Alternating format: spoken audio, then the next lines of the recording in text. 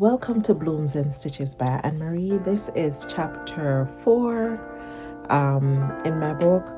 The book is a three-part series: one when I was a child, two growing up in Raytown, and my political career, and then part 3 when I migrated here to Canada.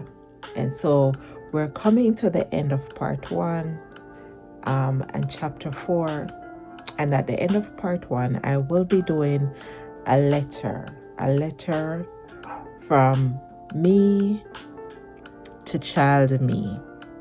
So after this chapter, I'm also uploading a second video with a letter from me to me. I hope you'll stay around to watch that video as well. Thank you for joining me, and thank you for watching my audiobook. Have a great day. Walking into the grounds of Alpha Academy High School for the first time that September morning felt as though I was stepping into another world.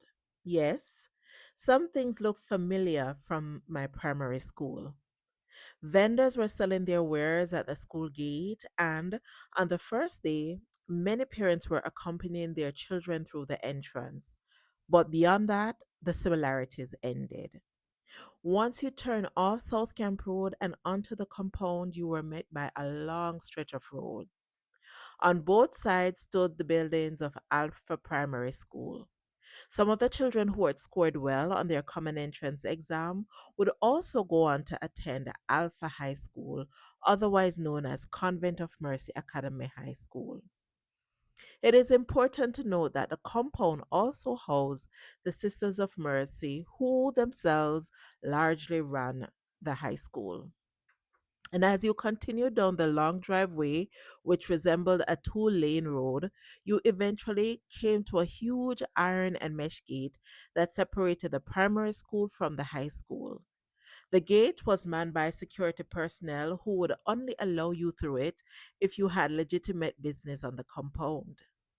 Parents or visitors were not allowed to go directly to the classrooms, but were instead directed to the main office. Parents who drove could only drop off their children right before the assembly began at 8 a.m., and pickup was also restricted to after 2 p.m. And then, even at that time, there were designated areas for pickup just to ensure that traffic was moving smoothly from South Camp Road through both campuses and out the school exits. All the first formers had already gone through orientation the week before, so we were somewhat familiar with the grounds. Still, the flood of returning students and teachers made everything feel really brand new. There were so many faces, new voices, new possibilities, and this just made my excitement mingle with anxiety. The moment I stepped through the school gate, I nearly sprawled flat on my face. My blue tunic was so long, it nearly reached my ankle, and I tripped over the M. One of the security guards quickly caught me before I fell. A Catholic nun was in charge of sewing the school uniforms, and the package my mother received from the school had strongly emphasized that all uniforms and school items were to be purchased directly from the school itself. The sister in charge of that department was a portly Caucasian woman who had made my tunic far longer than necessary and at least a size and a half too large. Mommy had tightened the wide crochet belt around my slender waist in an effort to disguise how oversized it was, but it only made matters worse, and I noticed that many other girls were looking the same way as I did. We exchanged knowing glance and giggled at each other. You see, misery loves company. Once past the security entrance, you were faced with the fourth form block straight ahead. It was a one-story building with a veranda that shaded 4 or 5 classrooms. It was painted green and cream, almost identical to Alpha Primary School colors. To the right of the block stood one of the biggest trees I have ever seen. They call it the monkey tambourine tree, and it towered above the building, and around it were 3 rows of stacked concrete seating. The tree was majestic, at least 20 feet wide and nearly 2 stories tall. To the left of the fourth form block stood a small cathedral, and further up the driveway on the left was a library. And above the administrative offices stood the fifth form block. Behind the fourth form block was Macaulay Hall, where all the morning devotions stood. And I can just imagine in my mind's eye the full layout of Alpha Campus while I was attending the school. The campus became a second home to me, and so I can remember every nook and cranny on that school compound. At the time I attended, the school compound was enormous compared to the school in my community. It felt like its own little city, and the grass was trimmed, fruit trees were everywhere, and everything just seemed really orderly and cared for. That first morning came in waves of excitement as teenage girls reunited with their friends after a long summer. Everybody was screaming happily to see their friends. Some gathered beneath the tambourine tree, others lined the veranda of the fourth farm block, while some simply wandered in groups laughing. I felt a little out of place. This was an all girls school, and not one student from my former primary school was there. You see, mommy had not been able to afford summer classes. And after leaving St. Anne with a bitter taste of rejection still in my mouth, making friends just felt really difficult. Mommy had relaxed my natural ear, saying that it would be easier to style in the morning and therefore save on time. So as I walked around, I smell of pink lotion, cocoa butter lotion, and roll-on deodorant. While I walked, my new brown shoes was already pinching my toe, and I hurried towards the first farm block, hoping to sit before anyone noticed my limp. The first and the second form blocks were close together and they were arranged almost in an L shaped manner. What I remember most vividly are the many mango trees standing outside the classroom. It was as though the gods themselves were begging you to climb them and pick the sweet ripe fruits. During orientation, we had already been assigned classrooms, and the first week of school was meant to help us adjust to our teachers, classmates, and the wider compound. The distance between home and school was far too long to consider going home for lunch, as I usually do when I was attending primary school. So mommy made a small igloo cooler. She bought a small igloo cooler, filled it with ice and syrup, and gave me a biscuit from the stall, plus $2 for my lunch money. Most days, that's $2 was spent on a hot dog or a cup of soup, since it was never enough to buy a proper box lunch. In addition to this, my godfather, who lived in the same yard as my aunt, usually helped my mother with lunch money. He was a serious gambler who loved a horse racing, but he earned his living selling sky juice. Sky juice was crushed ice and syrup poured into a plastic bag, then topped with a little squeeze of lime. He would push this cart toward theater downtown to sell. At nights, he would return home, an empty handful of coins onto a table or into a corner of his one room house.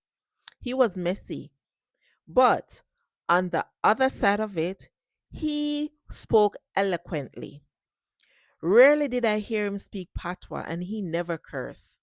If he was truly angry, he would mutter, "Blouse and skirt, man." That's it. He loved having me around and was the only man with whom I felt truly safe. Every weekend, he would remind mommy to send me for my lunch money. And when I arrived, he would scrape together as many coins he could find and fill all my pockets. By the time I got home, mommy would take the money and stretch it into my daily $2 lunch allowance. When school ended at 2 p.m., the sun was so hot that the 1 hour walk home felt endless. And that was when my igloo with a little bit of syrup just saved my life. I was always thirsty. However, I had to hide and drink some of that juice. You see, our school rules is that we could not eat in our uniform on the road. And so I had to be very cheeky with making sure I could quench my thirst on those days. Within the first 2 months, I was still in awe of everything and still friendless while the other girls formed their circles. Many of them had attended summer school together and already knew one another. I was still overwhelmed by the number of teachers and the growing list of subjects because in primary school we studied math, English, and general knowledge. However, in high school, there was geography, arts, fashion and textile, and so much more. I began to feel overwhelmed. Things were difficult from the start. Though I had received my rental books, mom could not afford all the required textbooks.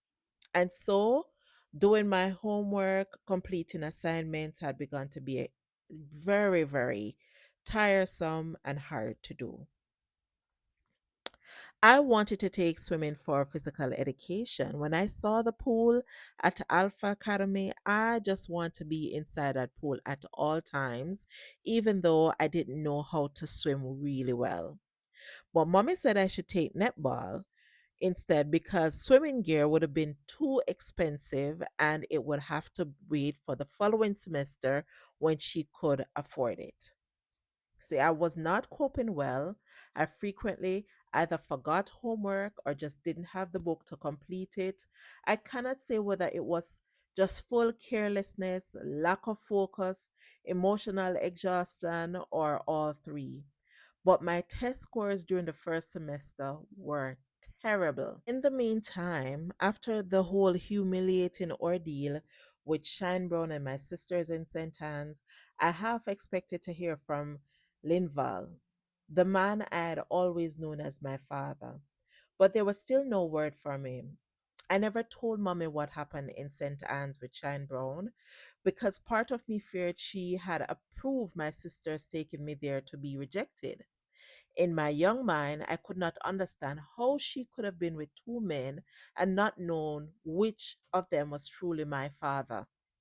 She never explained Linval Morrison to me, neither did she explain Shine Brown. And in all of this, I felt invisible, used as a channel for adult secrets and unresolved pain. My elder sister, who was now heavily pregnant, had little to no patience for me. Likewise, my mother had little to no patience for my sister. And so most days she spent it over her friend's house that was living on the same street as we did. One morning, my second elder sister came to visit. This was the first time I saw her since the Shan Brown incident in St. Anne's. And at that time, I was saddened by the memory and I was not happy in seeing her. The rejection still stung. The day after she arrived, my eldest sister went into labor. Mommy was there and she behaved as if this was an ordinary day, calmly making her peanuts while my sister was writhing inside in pain. I watched with wide eyes. I didn't know what was happening. And despite our troubles, despite her, having no tolerance for me, I still loved her and I didn't want to see her in pain. She suffered through nearly the whole day while mommy finally told my second sister to bring her to Victoria Jubilee Hospital. I had many questions, but I asked none. My second sister returned late the same night and left for St. Anne's before dawn the next morning. By the following weekend, I grew worried about because my eldest sister still had not returned home. Then, one Saturday morning, mommy told me to have a shower because I needed to carry some food to visit my sister in the hospital. That became the pattern. Even after school during the week, I would have to bring her food at the hospital. See, she had her baby, she had a cesarean section, and she couldn't do much for herself. So, what mommy did was to cook, gave me food, and asked me to bring it to her in the hospital. After a while, my sister was released from the hospital and she came home with my niece. I was in awe of the baby. She was tiny and she barely cried. And somehow, mother would soften my sister. She fussed over that child constantly. Mommy fussed over the baby too. However, she seems to be conflicted. One moment she was cooing over the baby in her arms, and the next minute she was sharply lecturing my sister about her responsibility as a mother. Life settled into that uneasy rhythm as I continued going through my first semester. Then one day I came home from school and my sister was gone. Her belongings was gone. The baby things were gone too. I gathered the courage to ask mommy where my sister was, and she says, she not here, she gone country. And that was all. No explanation, no softness, just absence once again. By Christmas, when the first semester ended, I was already over high school. The excitement of the new uniform and grand campus had faded. What remained was the exhausting walk to and from school beneath the blazing sun. I hated the schoolwork and barely visited the library anymore. There were clear social groups among the girls, those from Upper St. Andrew Parish, whose parents dropped them off daily, kept to themselves. They rarely spoke patois and seemed to be the favorite of the nuns. They often played tennis, owned all their books, and gathered beneath the monkey tambourine tree daily. Then there were girls from Crossroads or outside of Kingston who seems always to be in art classes or on the swim team. The third group of girls were from inner city communities like mine, girls who walk home in packs or gathered near the netball court. Even among them, I felt like an outsider. I knew none of the school children from my street, and in primary school, my mother didn't allow me to roam the neighborhood. I felt like I belonged nowhere. When Mommy received my report card for that semester, she was furious. She had sacrificed too much for me not to perform well, especially after I'd done so well at common entrance exam. My form teacher spoke with her and gently explained that new students often need time to adjust. She encouraged mommy not to be too harsh and suggested summer school before I entered second form. By then, mommy's health was worsening. A friend introduced her to what we call a reader man. A reader man was someone Jamaicans believe could see into their future and prepare potions to ward off evil. He told mommy that the other tenant in the yard had been sprinkling things to harm us. He advised her to move from the yard, and he claimed that something had been done to me, which explained my poor grades. I wondered if he could also tell her whether Linval would return or whether my sister and niece were safe as well, since he could see into the future and the past. Instead of seeing a doctor first, this became my mother's first course of action. She listened to what everybody said, that somebody was throwing voodoo on her, and I was now forced to drink bitter liquids prepared by this reader man whose name was Daddy Moses. On Sundays, Mommy would take me to Golden Spring where he ran some sort of church. In the yard outside, this Daddy Moses would bathe people from buckets of water filled with scallion and lime and something that looked like blue. Inside, women dressed head to toe in blue and white sang loudly and waved white flags. It was just all a bunch of confusion. Once home, I was forbidden to bathe for 3 days, but the moment mommy left to sell her peanuts, I slipped straight into the shower. There was no way I was going to school smelling as though I had been seasoned and prepared to cook, on top of not having friends. Unsurprisingly, tension in the yard worsened. Mommy now despised the other tenant and forbade me from speaking or playing with their children. She was also angry with the overseer, who had now grown close with the other tenants in the yard. That Christmas, Mommy was served with notice to move from our one room on Wellington Street, and she was given little time. I could see that the worry was deepening the lines of concern on her once beautiful face. Yet, miraculously, her feet began to heal. She believed that it was something that the reader man had done. I believe she was just healing on her own. To her, that confirmed everything. Someone indeed was using dark magic or obia to hurt us. One weekend, my elder sister came to visit, bringing my baby niece. The child had grown so much, and mommy was happy, and I was thrilled to see her. Mommy went to the market to buy peanuts, leaving both my sister and I and my niece. Shortly after she left to go to the market, my eldest sister borrowed one of my sneakers, handed me her baby, and said she was going to shop to buy bread. She never returned. To this day, I still struggle to believe that she would really do that. What she did not know was that I then became responsible for the baby outside of school hours. I had to carry that baby everywhere, wash her clothes, and care for her. And even though I love my niece, this was a lot on top of going to school and trying to manage my emotions with what was going on in my life. After a few weeks, mommy packed the baby up and went to the country. She returned alone. I was saddened that she didn't bring the baby back with her, but as I had been taught, I asked no questions.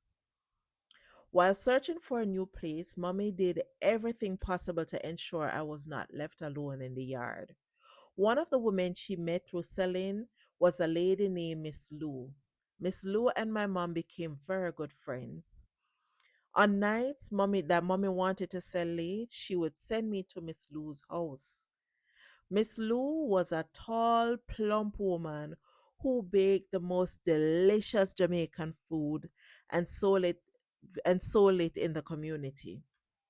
She also lived rent free in a two-bedroom house that was owned by a police sergeant. In exchange, she kept the bachelor apartment that the police sergeant stayed in from time to time clean. He was also fed by Miss Lou whenever he stayed there. Soon I was going to Miss Lou more often and even after school most days. I was expected to do my homework and behave myself, and my mother warned me to not let Miss Lou complain about my behavior. In return, Miss Lou made sure I had a hot dinner every night and also a proper bath. Once, when I caught measles, she refused to send me home and she nursed me back to good health until I recovered. I had my own bed there and even had a few friends in the yard that I could play with. I began to love going to Miss Lou because it felt like what a real home should feel like. Water Street, especially Miss Lou's yard, became my second home. Eventually, Mommy had to move all her belongings out of Wellington Street, and because she didn't hadn't as yet found a room, she had to store them in the back room of a nearby Sunday school and had to get the pastor's permission to do so. The back room was extremely small and extremely cramped. The condition that the pastor gave her was that she could only store the few pieces of furniture she had there for only a month. And on Sunday, she could not be there unless she was helping out with the Sunday school program. One night, I went to take some clothes from the stored furniture in the back room, and I walked into the room to see mommy curl up on a piece of mattress on the floor amongst the furniture. Tears stung my eyes. The reality came to me. We were homeless. And even though I was staying over Miss Lou for a short time, I know that if mommy didn't find somewhere soon, I would soon be sleeping with her permanently there. Some nights I did ask Miss Lou if I could go over and stay with mom. Other nights I stayed by Miss Lou. Eventually, Miss Lou started to complain. Not because she didn't want me to stay there, but because I began to cry at nights. You see, I still was having nightmares, and sometimes I would wake up crying in the middle of the nights.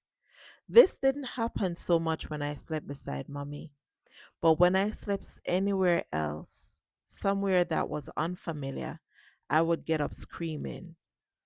One night, all I could feel was the sting of a slap on my leg. Miss Lou was standing angrily over me, and she said, "If me hear one more peep out of you tonight, me go and slap you again. Sarge is here and all you do, I bellow out your mouth and I wake up the man. Mind you make him run me out of him place." After that night, I slept with mommy. Not long after that incident, mommy announced that she had found another room for us to live in Raytown. She was overjoyed, and so was I. Between digging through stored belongings in the small storage room, walking further to school, sleeping on floors, and wondering what dangers lurked in the Sunday school yard, it was a wonder that we were still standing. Moving to Raytown felt like a celebration. To me, it meant a new beginning, or so I hoped. I prayed that whatever curse Mommy Believer had followed us would end there. The new place had one large room with a closet, a private bathroom outside, and a small veranda. The landlord lived there with his wife, stepdaughter, and another little girl slightly younger than me. The yard had at least three dogs, and the smell of urine was everywhere. I still did not care. I was happy. This room had tile floors and grill windows, something that was never at Wellington Street. Best of all, I no longer had to scrub other people's mess from shared bathrooms. Only mommy and I would use our bathroom. Compared to what we had before, this felt like luxury. As we moved our furniture outside, I noticed other children were watching me. I smiled cautiously at them, and they smiled back. Friends! Finally, I could make new friends, I realized. Things seems to be changing for the better, or so I thought. I believe this new room, this new community meant better days were finally ahead. Or was it?